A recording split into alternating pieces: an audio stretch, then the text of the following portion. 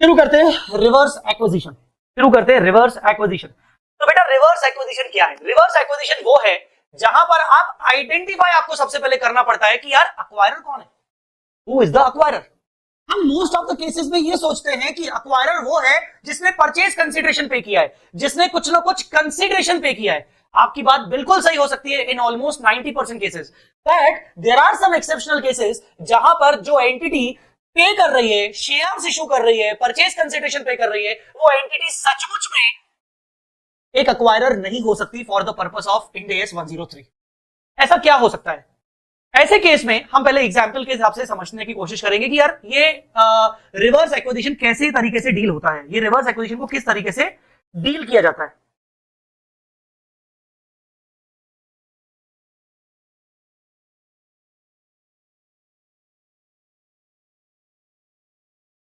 लगता है इतनी जगह काफी रहेगी रिवर्स एक्विजिशन के बारे में डिस्कस करने के लिए। लेट अस से हम एक एग्जांपल ले लेते हैं आइडिया और वोडाफोन का। आइडिया और वोडाफोन का एग्जांपल ले लेते हैं। Let us take an example of Idea and Vodafone, जहां पर मान लीजिए आइडिया ने बिजनेस एक्वायर किया। Idea acquired business of Vodafone. Idea ने अक्वायर किया वोडाफोन का business and issued equity shares as a consideration. उसने क्या किया? उसने कंसीडरेशन के तौर पर इक्विटी शेयर इशू किए to share holders of Voda के शेयर होल्डर्स को। अब हम एग्जाम्पल कर ही रहे हैं तो थोड़ा सा डिटेल में करने की कोशिश करते हैं, ठीक है ना। आइडिया के जो आउटस्टैंडिंग नंबर ऑफ शेयर्स जो हैं आइडिया के हैं वो है लेट अस से 25,000, और वोडाफोन के आउटस्टैंडिंग नंबर ऑफ शेयर्स जो हैं वो है लेट अस से 50,000। अब जो इशू किए equity shares to share holders of Voda in 1:1 मतलब वोडाफोन के शेयर होल्डर्स के पास जितने भी शेयर्स हैं उतने ही शेयर्स आइडिया उनको इशू करेगा against consideration of acquiring business. ना बेसिकली अगर मैं इसको देखूं तो इसके बाद उसने क्या इशू किया? इशूड 50,000 नंबर ऑफ शेयर्स, ठीक है ना, प्लस जो उसके पास ऑलरेडी आउटस्टैंडिंग शेयर्स रखे थे आइडिया के वो थे 25, जिससे आइडिया का टोटल कैपिटल बेस बढ़ गया। कितना हो गया? टोटल कैपिटल बेस हो गया 75,000। अब इससे हुआ क्या? अगर मैं टोटल कैपिटल बेस की बात करूं तो इस टोटल कैपिटल बेस में आइडिया के टोटल कैपिटल बेस ऑफ 75 में 25,000 numbers held by old share holders of idea. Idea के जो पुराने शेयर होल्डर्स हैं 25,000 नंबर्स उनके पास है, और 75,000 numbers held by new share holders. New share holders कौन से? वो शेयर होल्डर्स जो वोडाफोन कंपनी में शेयर होल्डर्स थे। मान लो वोडाफोन कंपनी के जो शेयर होल्डर्स थे वो थे विशाल भट्टर सर, और वो थे जय सर, और वो थे विजय सारदा सर, ठीक है ना। मान लो आउटस्टैंडिंग जो शेयर होल्डर्स वोडाफोन कंपनी में थे वो ये तीन लोग थे, विशाल सर, जय सर, विजय सर, ठीक है ना। ये तीन लोग वो वोडाफोन कंपनी के शेयर होल्डर्स हैं। अब इन तीनों के पास मान लो विशाल सर के पास 30,000 शेयर्स, जय सर के पास 10,000 और विजय सर के पास 10,000 शेयर्स हैं ना। क्या हुआ कि वो आइडिया ने शेयर्स इशू कर दिए शेयर होल्डर्स ऑफ वोडा, मतलब अल्टीमेटली विशाल, जय, विजय ये तीनों बन गए share holders of idea limited. Understood और नॉट? एंड टुगेदर अगर मैं बात करूं 75 नहीं है, सॉरी 50 होगा। अगर मैं बात करूं टुगेदर उनके पास 50,000 नंबर्स हैं। अगर मैं परसेंटेज के फॉर्म में निकालूं तो 25 डिवाइड बाय 75 मतलब 1/3, और इनके पास 50 डिवाइडेड बाय 75 मतलब 2/3। कहीं ना कहीं वोडाफोन के जो शेयर होल्डर्स थे वो शेयर होल्डर्स अब आइडिया में आ गए, और आइडिया जो बिजनेस है, आइडिया ने किसका बिजनेस एक्वायर कर दिया? वोडाफोन का बिजनेस एक्वायर कर लिया। तो आइडिया के पास खुद का बिजनेस तो था ही था, उसने वोडाफोन का बिजनेस एक्वायर कर लिया, और आप जानते हो इससे क्या हुआ? एक्वायर तो आइडिया ने किया, इश्यू तो आइडिया ने किए शेयर्स, पर जिससे कंट्रोल चला गया वोडाफोन के शेयर होल्डर्स के पास। आप ध्यान से देख ले, कंट्रोल इंटायर बिजनेस ग्रुप में इंटायर बिजनेस ग्रुप मतलब आइडिया के बिजनेस में एज वेल एज वोडाफोन के बिजनेस में, इंटायर ग्रुप में कंट्रोल चला गया न्यू शेयर होल्डर्स के पास, मतलब शेयर होल्डर्स ऑफ वोडाफोन के पास, मतलब विशाल जय विजय के पास कंट्रोल चला गया। इसका मतलब क्या हुआ? इसका मतलब यह हुआ कि ये एक ऐसा ट्रांजैक्शन है जहां टेक्निकली नहीं, वर्ड गलत हो जाएगा, लीगली तो आइडिया ने बिजनेस को टेक ओवर किया, लीगली तो परचेज कंसीडरेशन आइडिया ने दिया, बट कंट्रोल शिफ्ट हो गया वोडाफोन के शेयर होल्डर्स के पास, मतलब अल्टीमेटली वोडाफोन के पास। तो इससे माना जाएगा कि ये एक रिवर्स एक्विजिशन है, जहां पर आइडिया को बोला जाएगा लीगल अक्वायरर, बट वोडाफोन को बोला जाएगा अकाउंटिंग अक्वायरर। अब हम आइडिया को लीगल अक्वायरर क्यों बोल रहे हैं? क्योंकि लीगली आइडिया ने बिजनेस टेक ओवर कर लिया, मतलब बिजनेस अपने नाम कर लिया वोडाफोन का, लीगली शेयर्स आइडिया ने इशू किए। बट हम वोडाफोन को अकाउंटिंग अक्वायरर क्यों बोल रहे हैं? क्योंकि एज पर इंड AS 103 और as per end AS 110 control किसके पास शिफ्ट हो गया? कंट्रोल शिफ्ट हो गया वोडाफोन कंपनी के पास। अब पूरे ग्रुप का मैनेजमेंट किसके हाथ में चला गया? वोडाफोन कंपनी या मतलब या वोडाफोन कंपनी के शेयर होल्डर्स के पास चला गया। अच्छा, मैं आपको यहां पर यह भी बताना चाहूंगा कि मान लो इस पूरे अरेंजमेंट में मान लो विजय सर हमारा साथ नहीं दे रहे। सपोज पूरे अरेंजमेंट में विजय सर इज लाइक कि नहीं, मैं इस अरेंजमेंट के खिलाफ हूं। तो विजय सर ने बोला कि नहीं, मेरे को ना आइडिया के शेयर्स नहीं चाहिए, मैं इस अरेंजमेंट के खिलाफ हूं, मेरे पास वोडाफोन के शेयर्स ही रहने दो। ठीक है, कोई बात नहीं, आपके पास हम एक सेकेंड होल्ड करिए कुछ। ओके, विजय सर ने बोला कि मैं इस अरेंजमेंट से का पार्ट नहीं बनना चाह रहा हूं और मुझे आइडिया के शेयर्स नहीं चाहिए। I will continue to become the shareholder of Vodafone only. In that case Vijay sir के पास जितने शेयर्स हैं वोडाफोन के, that will be considered as NCI, non controlling interest. आई मेरी बात समझ में कि नहीं? That will be considered as NCI, non controlling interest, क्योंकि इस आइडिया और वोडाफोन के इंटायर ग्रुप में कंट्रोल किसके पास चला गया? विजय सर, विशाल सर और जय सर, क्योंकि जो शेयर्स इशू किए गए हैं वो शेयर इशू किए गए हैं विशाल सर और जय सर को।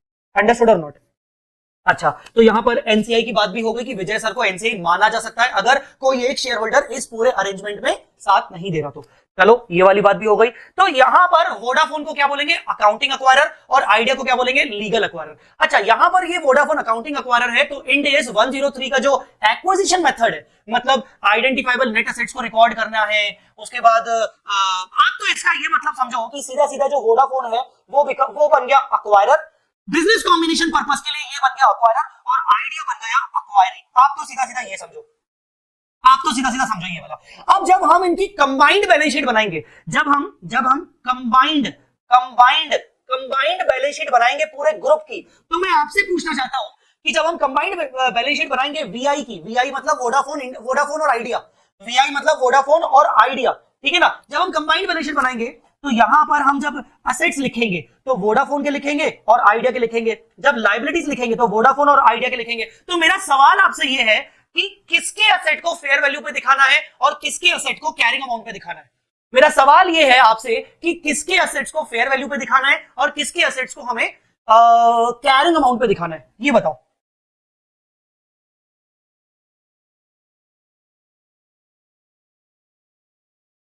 Is reverse acquisition possible in case of listed public entities? बेटा, आइडिया एक लिस्टेड पब्लिक एंटिटी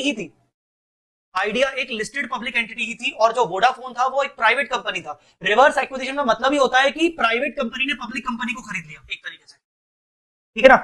हाँ, मैं आपसे क्या पूछ रहा हूं यहां पर आपको क्या करना है? वोडाफोन कौन है? वोडाफोन अक्वायरर है, तो वोडाफोन के जितने भी असेट्स आएंगे वो कैरिंग अमाउंट पे आएंगे, लाइबिलिटीज आएंगे कैरिंग अमाउंट पे आएंगे। और आइडिया कौन है? अक्वायरी, और अक्वायरी के असेट्स और लाइबिलिटीज को हम फेयर वैल्यू पे रिकॉर्ड करते हैं, तो आइडिया के assets and liabilities fair value पे आएंगे। आई मेरी बात समझ में कि नहीं? आइडिया के assets and liabilities fair value पे आएंगे। अच्छा, यहां पर क्या सीओसी बनाया जाएगा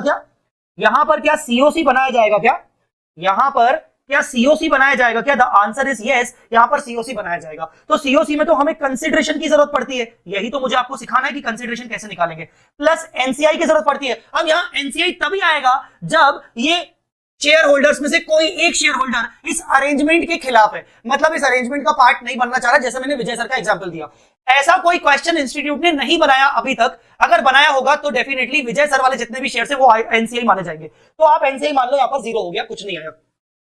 माइनस आप करोगे 100% net assets fair value of idea, ठीक है ना, आइडिया के 100% नेट एसेट फेयर वैल्यू। अब यहां पर सबसे बड़ा सवाल ये उठता है कि ये फेयर वैल्यू तो डेफिनेटली गिवन होगी, यहां तो टेंशन करने ही नहीं है, ये तो फेयर वैल्यू गिवन होगी, ये टेंशन करनी नहीं है। मेन आपको क्या करना है, मेन आपको ये करना है कि जो कंसीडरेशन है वो क्या होगा, that consideration, what will be the consideration, ये कंसीडरेशन क्या होगा, that consideration will be what. पहले तो मुझे बताओ, कुछ भी आगे बढ़ने से पहले आपको इतना पोर्शन समझ में आ रहा है कि नहीं, कुछ भी आगे बढ़ने से पहले आपको इतना पोर्शन समझ में आ रहा है कि नहीं आ रहा है, ये पोर्शन आपको समझ में आ रहा है कि नहीं आ रहा है, ठीक है ना। तो अब कंसीडरेशन पर हम बात करने वाले हैं कि ये कंसीडरेशन कैसे निकालेंगे, हम कंसीडरेशन पर बात करने वाले हैं कि ये कंसीडरेशन हम कैसे निकालने वाले हैं। एनसीआई वाला पॉइंट, एनसीआई वाला पॉइंट क्या नहीं समझ में आया बेटा रुचि, एनसीआई वाला पॉइंट क्या नहीं समझ में आया।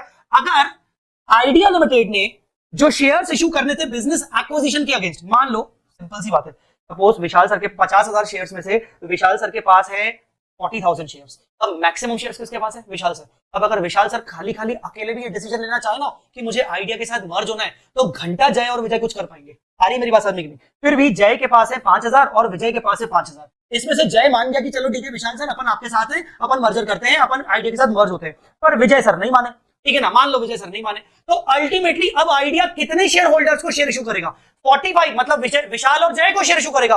तो आइडिया ने किस रेशो में किया, 1:1 के फॉर्म में, मतलब आइडिया विशाल सर को 40,000 शेयर्स और जय सर को 5,000 शेयर इशू करेगा। तो इससे भी आइडिया लिमिटेड के पास नए शेयर्स कितने आ जाएंगे, 45,000, लेट अस से 45,000, और पुराने शेयर्स फिर 25, तो 25 45 में अगर आप परसेंटेज निकालोगे तो कहीं ना कहीं नए शेयर होल्डर्स के पास आइडिया का पावर है। आइडिया में पावर किसके पास है, नए शेयर होल्डर्स के पास, ठीक है ना। तो जो विजय है, विजय और इवन वोडाफोन के अंदर भी पावर किसके पास है, विशाल सर के पास और विजय सर के पास। तो टेक्निकली विजय सर के पास क्या पावर है, क्या नहीं, पर विजय सर के पास सिर्फ एक क्या बोलते हैं, विजय सर के पास एक शेयरिंग है कि हाँ मेरे पास शेयरिंग है, मैं डेफिनेटली कंपनी के शेयर्स में हिस्सा, प्रॉफिट में हिस्सा शेयर कर सकता हूं। तो Vijay sir will become the NCV, understood. जरूरी नहीं कि मैं उनको सेटल कर रहा हूं कैश में, मैं उनको रखे रहने दूंगा, पर वो कंटिन्यू अगर होंगे तो वो एनसीए का पार्ट होंगे।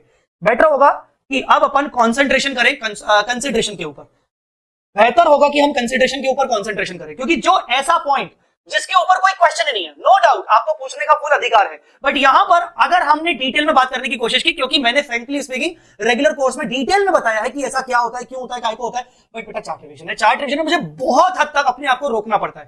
तो मैं यहां पर प्रैक्टिकल एग्जाम्पल, दुनिया भर की चीजें, ये वो फलाना ढिमका, उस पर नहीं जाऊंगा, मैं बात करूंगा सीधा मुद्दे पे कि एग्जाम में क्या रेलेवेंट है। एग्जाम में तुम्हारा एनसीए रेलेवेंट नहीं है, तो मैं इसलिए यहां पर अपने आप को स्टॉप कर रहा हूं। कंसिडरेशन पे रेलेवेंट होगा, हम उस पर आए तो ज्यादा अच्छा है, उस पर कॉन्सेंट्रेशन करें। कंसिडरेशन पे क्या आएगा उस पर कॉन्सेंट्रेशन करिए। आइए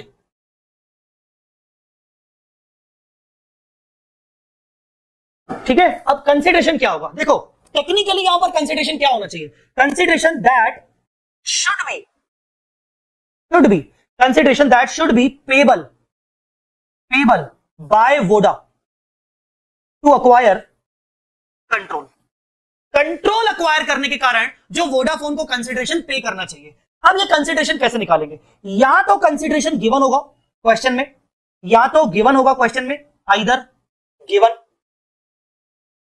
in form of fair value of business of idea, in form of fair value of business of idea, idea के पूरे बिजनेस की फेयर वैल्यू दी रहेगी, वही अपने आप में एक पीसी माना जाएगा। यस, वही अपने आप में एक पीसी माना जाएगा, that will be treated as the consideration.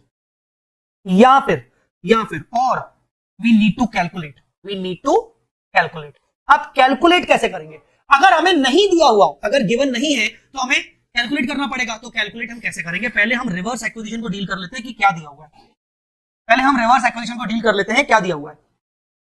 Identify the actual acquirer who got control, accounting acquirer, आपको सबसे पहले अकाउंटिंग अक्वायरर आइडेंटिफाई करना है, ठीक है ना। Entity who issue the shares is a legal acquirer, जो एंटिटी एक्चुअल में शेयर इशू कर रही है वो लीगल एक्वायरर होगी, मतलब idea.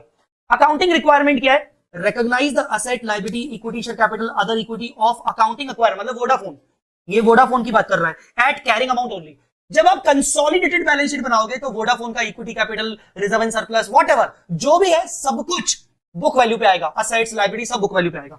Calculate the fair value of consideration that should be provided by accounting acquirer. It is called notional PC. Sir हम ये notional PC क्यों कह रहे हैं, क्योंकि सचमुच में ये actual consideration दिया नहीं जा रहा है, कंट्रोल तो वोडाफोन को मिल गया, क्योंकि वोडाफोन के पास नंबर ऑफ शेयर इतने सारे आ गए, पर एक्चुअल में ये पीसी दिया नहीं जा रहा है, सिर्फ एक नोशनल पीसी निकाला जा रहा है कि वोडाफोन को ये कंट्रोल हासिल करने के लिए कितना पे करना चाहिए।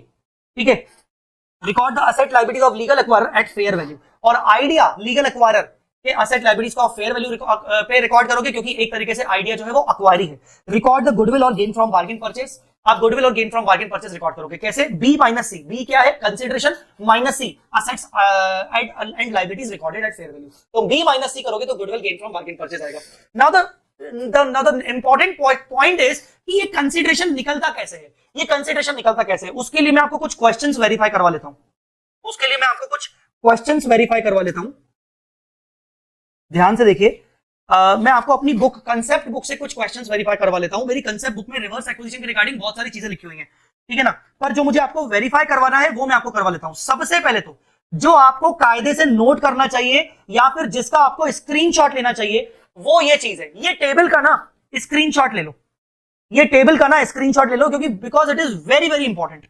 ऊपर से ले लो, यहां से मोस्ट इंपॉर्टेंट क्वेश्चन से इस टेबल का स्क्रीनशॉट ले लो सबसे पहले तो। हाँ जी,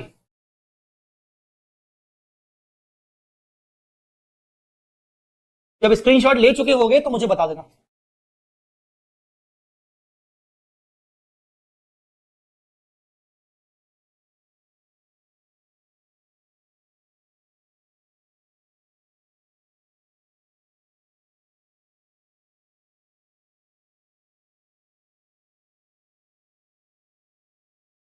ले लिया, स्क्रीनशॉट ले लिया होगा तो मुझे बता देना। थोड़ा नीचे भी है, थोड़ा नीचे भी है ये वाला, ठीक है, ले लिया स्क्रीनशॉट।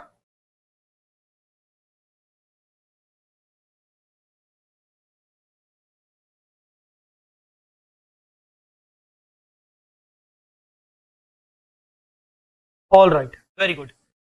वैसे तो मैंने इसके ऊपर वापस आ जाओ, वैसे तो मैंने इसके ऊपर दोनों के ऊपर एक एक क्वेश्चन करवाया हुआ है अपनी क्लासेस में, बट अभी मैं वापस से 2 मिनट चार्ट पे आ रहा हूं।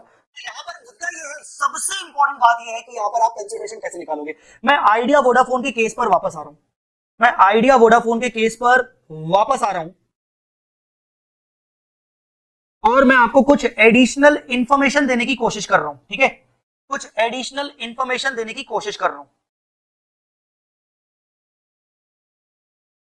अगर मैं आपको यह कहूं कि वोडाफोन के एक शेयर की वैल्यू, मार्केट प्राइस पर शेयर, वोडाफोन का मार्केट प्राइस पर शेयर जो है 40 रुपीज है, वोडाफोन का मार्केट प्राइस पर शेयर जो है वो 40 रुपीज है। आप ध्यान से देखिएगा, अगर मैं यहां परसेंटेज में निकालता हूं तो 25 डिवाइड बाय 75 ये हो जाता है 33.33%, और 50 डिवाइड बाय 75 ये हो जाता है 66.67%, 66.67%, ठीक है ना। अगर मैंने परसेंटेज में निकाल लिया, अब होगा क्या समझने की कोशिश करिएगा, हम कंसीडरेशन कैसे निकाल रहे हैं। वोडाफोन के एग्जिस्टिंग शेयर्स कितने थे 50,000, तो हम ये बोलेंगे कि वोडाफोन के वोडा के एग्जिस्टिंग आउटस्टैंडिंग शेयर्स 50,000, हम इसको बोलेंगे represented by 66.67% in entire group. कायदे से बात तो सही है, क्योंकि ये 50,000 शेयर किसके पास थे, विशाल सर, जय सर, विजय सर, और इन तीनों को आइडिया ने कितने शेयर दे दिए, सेम 50,000 शेयर। आइडिया ने कितने दिए 1:1 के फॉर्म में 50,000 शेयर, तो और वो 50,000 शेयर पूरे ग्रुप में, मतलब आइडिया की टोटल इक्विटी में 66.67% इन द इंटायर ग्रुप, और in total equity of idea, in total equity of idea. Actual में ओरिजिनल वोडाफोन के existing outstanding shares 50,000 numbers original which represents 66.67% in the entire group or in the total equity of idea। तो अगर ये 50,000 shares 66.67% से represent करते हैं, है ना, तो फिर 100% रिप्रेजेंट कितना करता है,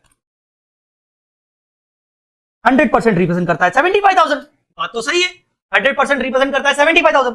तो अगर 175,000 है माइनस 50,000 शेयर्स वोडाफोन के खुद के हैं माइनस वोडाफोन के एग्जिस्टिंग आउटस्टैंडिंग है, तो इसका मतलब 25,000 number of shares Voda should have issued, should have issued, should have issued. अच्छा मैं ना थोड़ा सा रेशियो चेंज कर दूं क्योंकि ना 50-25 बहुत कॉमन हो रहा है। मैं अगर आपको बोलूं कि यहां पर 1:1 की जगह पर, यहां पर 1:1 की जगह पर 3:2 है, तो आप क्या करोगे? यहां 1:1 की जगह 3:2 है, थोड़ा सा फिगर्स चेंज करने जरूरी है।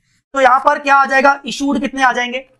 50 डिवाइड बाय 2 इंटू 3, मतलब यहां आ जाएगा 75 और 25, तो ये हो जाएगा टोटल मिला के 1 लाख, और टोटल 1 लाख हो जाएगा, तो जिसमें 25,000 शेयर्स हेल्ड बाय देम और 75,000 shares held by them, 75,000 shares held by them, तो इसमें आ जाएगा, इसमें आ जाएगा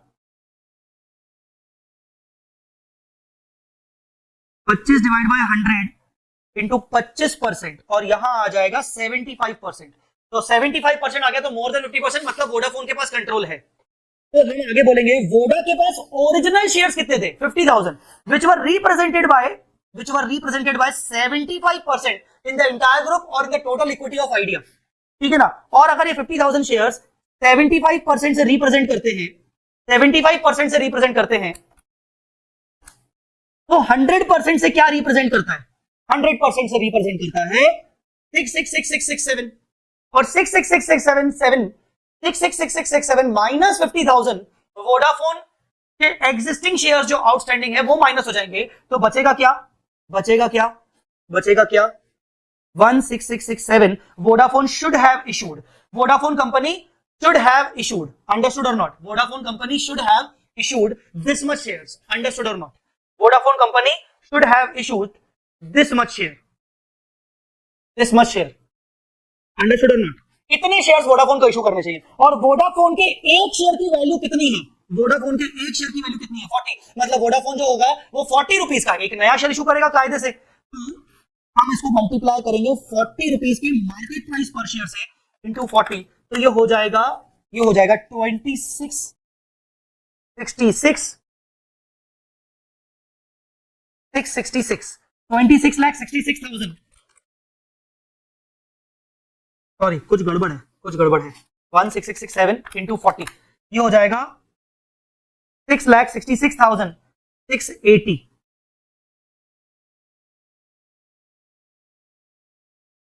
680, understood or not? This will be treated as PC, this will be treated as PC, understood or not? ये आपका PC माना जाएगा, ये आपका क्या माना जाएगा? PC। अरे कुछ तो हाँ या ना बोलो। अब जो मैंने तुम लोगों को ये स्क्रीनशॉट लेने को बोला था, उसमें जो ये वाला था, ये वाला पॉइंट, ये वाला वही लिखा हुआ है जो मैंने अभी तुम्हें सॉल्व करवाया, ये बस वही सब कुछ लिखा हुआ है जो मैंने सॉल्व करवाया। जो ये वाला पॉइंट था उसमें देखो क्या लिखा हुआ है, exchange ratio if not given then fair value of both the companies may be given, दोनों कंपनीज की फेयर वैल्यू गिवन होगी, जैसे वो आपको दोनों कंपनीज की फेयर वैल्यू दे देगा। चलो मैं आपको ना एक क्वेश्चन डिस्कस कर लेता हूं आपके साथ, जहां पर कंसीडरेशन ऑलरेडी क्वेश्चन में दिया होता है, जहां पर क्वेश्चन में ऑलरेडी कंसीडरेशन दिया होता है। ये वाला पॉइंट तो मैंने आपके साथ डिस्कस कर लिया, इस वाले पॉइंट के ऊपर आपका ना एक क्वेश्चन है आईसीआई के मॉड्यूल में, मैंने उसको कॉमन में रखा हुआ है, मैंने उसको क्वेश्चन की लिस्ट में रखा हुआ है। दूसरा मैं आपको बता रहा हूं कि अगर एक्सचेंज रेशियो, जैसे मैंने आपको अभी एग्जांपल में 3:2 का एक्सचेंज रेशियो दिया, वो मान लो नहीं दिया होता तो क्या होता? मे भी आपको क्वेश्चन में फेयर वैल्यूज गिवन होती। अगर फेयर वैल्यूज गिवन होती तो उसके बेसिस पर अपन कैसे निकालते? मैं डायरेक्टली जंप कर रहा हूं इलस्ट्रेशन नंबर 53 पे। ये इलस्ट्रेशन नंबर 53 है, यहां पर पता है क्या है? यहां पर दो कंपनीज हैं, एक AX है और एक BX है, दोनों अमेलगमेट हो रही है और एक न्यू कंपनी बन रही है ABX। और नीचे कह रहा है,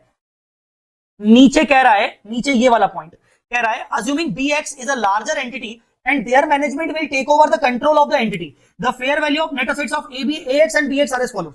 अब ये क्या कह रहा है उसमें? ये कहना चाह रहा है कि जो AX और BX आपस में मर्ज हुए ना, मतलब आइडिया वोडाफोन जो आपस में मर्ज हुए और एक न्यू कंपनी बन रही है ABX, उसमें BX के पास पावर है, मैनेजमेंट पावर सबके पास, सब किसके पास चला गया? BX के पास चला गया, मतलब वोडाफोन के पास चला गया। अब यहां पर आप देखोगे तो यहां पर दोनों कंपनीज के बिजनेस का फेयर वैल्यूज दिया हुआ है, दोनों कंपनी के बिजनेस का फेयर वैल्यू दिया हुआ है। अगर मैं इन दोनों के फेयर वैल्यू को मर्ज करूं तो ये हो जाएगा 25,000 fair value of new company का टोटल फेयर वैल्यू हो जाएगा। और न्यू कंपनी के टोटल फेयर वैल्यू में AX के पास कितना होगा? 11 डिवाइड बाई 25। अगर मैं शेयरिंग की बात करूं तो AX के पास होगा 44%, तो मतलब BX के पास कितना होगा, BX के शेयर होल्डर्स के पास, share holders of BX, share holders of AX,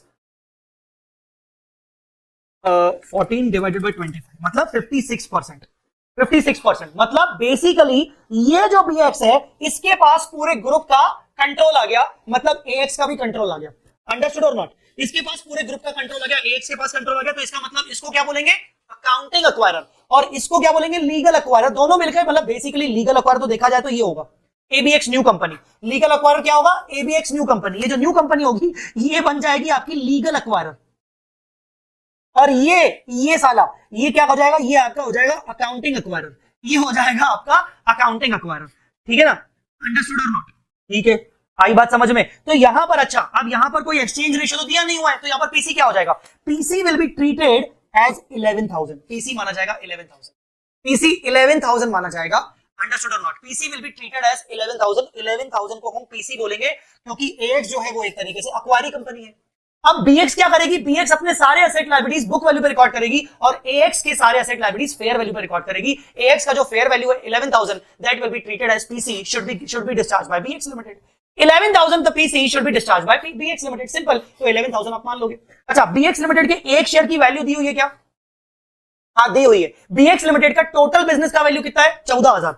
14,000 में से अगर आप इसके नंबर ऑफ शेयर्स डिवाइड कर ले, नंबर ऑफ शेयर 700 है तो आ जाएगा 20 रुपीज। 14,000 divided by 700, 20 rupees. तो इसके एक शेयर की वैल्यू 20 रुपीज है, तो 11,000 डिवाइड बाय 20, तो कहीं ना कहीं नंबर ऑफ शेयर्स आ जाएंगे 550, नंबर ऑफ शेयर्स आ जाएंगे 550 नंबर ऑफ शेयर्स। मतलब बीएक्स को 550 नंबर ऑफ शेयर इशू करने चाहिए एट 20 रुपीज के अकॉर्डिंग। आया समझ में कि नहीं? अब मुझे बताओ ये चीज प्रॉपरली समझ में आई कि नहीं आई? ये चीज प्रॉपरली आपको समझ में आई कि नहीं आई, जल्दी बोलो। ये चीज आपको प्रॉपरली समझ में आई कि नहीं आई? प्रॉपरली समझ में आई कि नहीं आई? इसमें तुम लोग कुछ पूछना चाहते हो? मेरे को जो मन में डाउट आ रहे हैं as a student point of view से मैं पूछ लेता हूं। सर जो अकाउंटिंग एक्वायर होगा उसका असेट कैरिंग अमाउंट पे, लायबिलिटी कैरिंग अमाउंट पे, सर उसके रिजर्व भी आएंगे? हाँ। सर उसका इक्विटी कैपिटल भी आएगा? हाँ। सर जो लीगल एक्वायरर होगा मतलब अक्वायरी होगा, लीगल एक्वायरर मतलब अक्वायरी मतलब आइडिया, सर उसके असेट फेयर वैल्यू पे, सर उसके लायबिलिटी फेयर वैल्यू पे, सर गुडविल कैपिटल हो जाएगा। सर लीगल एक्वायरर का इक्विटी शेयर कैपिटल आएगा क्या? नहीं। सर लीगल एक्वायरर के रिजर्व्स आएंगे क्या? नहीं। तो सर जो नया पीसी दिया जा रहा है, सर जो नया पीसी दिया जा रहा है ये वाला, सर इसको कैसे रिफ्लेक्ट करेंगे बेटा? इसको हम as a part of equity capital of Vodafone में जोड़ देंगे। इसको हम वोडाफोन के इक्विटी कैपिटल में जोड़ देंगे, ठीक है ना? 40 रुपीज में से 10 रुपीज जोड़ दोगे इक्विटी कैपिटल में और बाकी जोड़ दोगे सिक्योरिटी प्रीमियम में, मतलब रिजर्व एंड सरप्लस में। सिंपल। फिर से बोलूं, फिर से बोल रहा हूं, ये वाला पॉइंट फिर से बोल रहा हूं। सर जब हम बैलेंस शीट बनाएंगे, सर जब हम बैलेंस शीट बनाएंगे तो सर वोडाफोन अकाउंटिंग एक्वायरर के असेट्स को बुक वैल्यू पे, लायबिलिटीज को बुक वैल्यू पे, equity share capital as it is लिखेंगे और reserve and surplus as it is लिखेंगे। लीगल एक्वायरर जो कि एक एक्वायरी है उसके असेट्स फेयर वैल्यू पे, लायबिलिटीज फेयर वैल्यू पे, गुडविल कैपिटल हो जाएगा, उसके इक्विटी कैपिटल नहीं लिखेंगे, नहीं लिखेंगे, नहीं लिखेंगे, उसके रिजर्व सरप्लस नहीं लिखेंगे, नहीं लिखेंगे, नहीं लिखेंगे। तो सर ये जो पीसी होगा सर इसको कैसे दिखाएंगे? This PC will form part of the equity capital of the overall Vodafone company. जो आप कंसोलिडेटेड बैलेंस शीट बनाओगे, इक्विटी कैपिटल 40 रुपए का, 10 रुपए फेस वैल्यू और 30 रुपीज आपका सिक्योरिटी प्रीमियम। सर इसमें गुडविल भी कैपिटलिज्म में जाएगा ना? नहीं। कहां से सुन लिया ये तुमने? किसने तुम्हें ऐसा बोला कि गुडविल कैपिटलिज्म में जाएगा? किसने बोला ये कॉमन कंट्रोल बिजनेस कॉम्बिनेशन नहीं है। किसने बोला बेटा? हम यहां पर गुडविल निकलेगा तो गुडविल में दिखाएंगे asset side, capitalism gain from bargain purchase निकलेगा तो कैपिटलिज्म में दिखाएंगे। जल्दी बोलो, समझ में आया कि नहीं? Reverse acquisition and common control का डिफरेंस थोड़ा कंफ्यूजिंग है। Reverse acquisition and common control का डिफरेंस कंफ्यूजिंग है। मैं आपको वो क्वेश्चन वापस से दिखाऊं, मैं आपको क्वेश्चन दिखा देता हूं वापस से।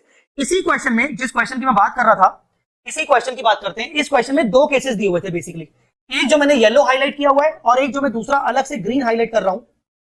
Assuming that both the entities are under common control, इसका मतलब क्या? अगर यहां लिखा होता कि AX और BX दोनों का मैनेजमेंट इक्वली काम करेगा, ऐसे केस में हम कहते हैं कि वो एक common control business combination. Simple सी बात है, जहां पर दो कंपनीज आपस में मर्ज हो जाए पर किसी भी एक कंपनी के शेयर होल्डर्स को डोमिनेट, कोई भी एक कंपनी के शेयर होल्डर्स डोमिनेटिंग पोजीशन पर नहीं है, दोनों कंपनी के शेयर होल्डर्स इक्विवेलेंट पोजीशन पर है, तो वो एक कॉमन कंट्रोल बिजनेस कॉम्बिनेशन होगा, ठीक है ना? या ऑलरेडी शेयर होल्डर्स के पास कंट्रोल अवेलेबल है तो वो कॉमन कंट्रोल बिजनेस कॉम्बिनेशन, ठीक है? अगर कोई ऐसा मर्जर हो रहा है जहां किसी न किसी एक एंटिटी से कंट्रोल छीना जा रहा है तो वो कॉमन कंट्रोल तो नहीं होगा, कुछ भी कर लो, वो कॉमन कंट्रोल तो नहीं होगा। किसी न किसी एक एंटिटी से कंट्रोल छीना जा रहा है वापस लिया जा रहा है, मतलब ए पहले उसके पास कंट्रोल था, अब नहीं है। जैसे हमारे इस क्वेश्चन में AX के पास एटलीस्ट, AX के शेयर होल्डर्स के पास एटलीस्ट AX में तो कंट्रोल था, अब उसमें भी कंट्रोल नहीं बचा। आइडिया के शेयर होल्डर्स के पास एटलीस्ट आइडिया में तो कंट्रोल था, अब उसमें भी नहीं बचा। तो ऐसा कोई भी अरेंजमेंट जहां आपको ऐसा दिख रहा है कि यार कंट्रोल किसी ना किसी तरीके से खत्म हो रहा है किसी न किसी एंटिटी के शेयर होल्डर्स का, तो वो कॉमन कंट्रोल बिजनेस कॉम्बिनेशन नहीं है। तो सर वो रिवर्स एक्विजिशन होगा कि नहीं, फिर तो आपको ये चेक करना है कि वो रिवर्स एक्विजिशन है कि नहीं। उसके लिए जो सचमुच का एक्वायरर है वो सचमुच में पीसी दे रहा है कि नहीं। अगर वो सचमुच में पीसी दे रहा है तो वो एक नॉर्मल एक्विजिशन है। वो सचमुच में पीसी नहीं दे रहा है, उसको बल्कि उल्टा शेयर्स मिल रहे हैं, तो वो रिवर्स एक्विजिशन। अब समझेगी नहीं, अब समझेगी नहीं, फिर से बोलूं। पहला पॉइंट नंबर 1, जहां कहीं ना कहीं कंट्रोल अफेक्ट हो रहा है वो कॉमन कंट्रोल बिजनेस कॉम्बिनेशन नहीं हो सकता, ठीक है। जहां कंट्रोल अफेक्ट नहीं हो रहा है वो कॉमन कंट्रोल बिजनेस कॉम्बिनेशन हो सकता है। अब दूसरा सवाल, सर कंट्रोल अफेक्ट हो रहा है तो हमें कैसे मालूम पड़ेगा कि ये नॉर्मल एक्विजिशन है या फिर रिवर्स एक्विजिशन है। बहुत अच्छी बात पूछी तुमने, बहुत बढ़िया। ऐसे केस में जो व्यक्ति जिसके पास अल्टीमेट कंट्रोल आ रहा है, देखो क्या वो सचमुच में शेयर इशू कर रहा है कि वो शेयर इशू नहीं कर रहा है। अगर वो सचमुच में शेयर इशू कर रहा है तो एक नॉर्मल एक्विजिशन है, क्योंकि उसको कंट्रोल मिल रहा है और वो शेयर इशू कर रहा है। पर जो एंटिटी जिसके पास कंट्रोल आ रहा है वो सचमुच में शेयर इशू नहीं कर रही, वो सचमुच में शेयर इशू नहीं कर रही, ठीक है ना। तो वो, और उसके बावजूद भी उसको कंट्रोल उसके पास आ रहा है, तो वो एक रिवर्स एक्विजिशन है। यहां पर इस क्वेश्चन में सचमुच में BX लिमिटेड इशू नहीं करेगी शेयर, यहां इशू करेगा ABX लिमिटेड, तो लीगल एक्वायरी बन गई। मतलब शेयर इशू कोई और कर रहा है, कंट्रोल किसी और के पास जा रहा है, मिसमैचिंग दिख रहा है, वो एक रिवर्स एक्विजिशन कहलाएगा हमेशा। अब तो बोलो कुछ समझ में आया कि नहीं। सर एग्रीमेंट के थ्रू कॉमन कंट्रोल हो सकता है क्या? बिल्कुल हो सकता है सर, आपने बताया वो समझा, बट जब ROC में बैलेंस शीट फाइल होगा बेटा, अगेन वही वाली बात, ये ना रेगुलर क्लास नहीं है, मैं ना यहाँ पर बिल्कुल एग्जामिनेशन पॉइंट ऑफ व्यू से पढ़ा रहा हूँ।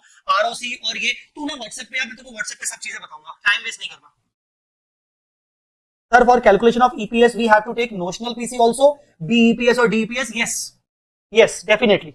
ऐसे केस में हमें नोशनल PC नहीं, सॉरी EPS कैलकुलेशन पे आपको एक्चुअल PC निकालना है, आपको एक्चुअल PC लेना है। एक्चुअल PC मतलब अगर मैं चार्ट की बात करूं, एक्चुअल PC मतलब यहां पर जो सचमुच में आइडिया ने शेयर इशू किए, मतलब 75 और 25। अगर आप EPS निकालना चाहते हो तो आप EPS निकालोगे टोटल 1 लाख शेयर्स पर, ये याद रखना। EPS निकालोगे 1 लाख शेयर्स के बेसिस पर, मतलब उसमें नंबर ऑफ शेयर्स 1 लाख लोगे, और उस 1 लाख में से 25,000 का आप वेटेड एवरेज करोगे और 75 को आप 12/12 मानोगे। 75 किसके पास है? एक्वायरर के पास, तो माना जाएगा कि एक्वायरर के पास तो शुरू से कंट्रोल था। और नया कौन आ गया? आइडिया। किसमें नया? एक्वायरी। तो इनको हमने नए शेयर इशू किए, तो इनको फ्रॉम डेट ऑफ एक्विजिशन से हम इसका वेटेड एवरेज करेंगे। तो EPS के लिए आपको हमेशा एक्चुअल नंबर ऑफ शेयर लेने हैं, ठीक है ना, ठीक है। तो EPS के लिए आपको ये 1 लाख नंबर ऑफ शेयर्स लेना पड़ेगा। समझ में आएगी नहीं?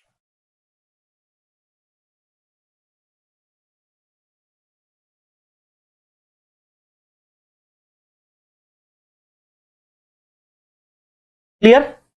यहां तक कुछ अगर पूछना चाहते हो तो पूछ लो, अदरवाइज हमारा रिवर्स एक्विजिशन हो गया। मैंने रिवर्स एक्विजिशन के आपको 2 केसेस में बता दिए।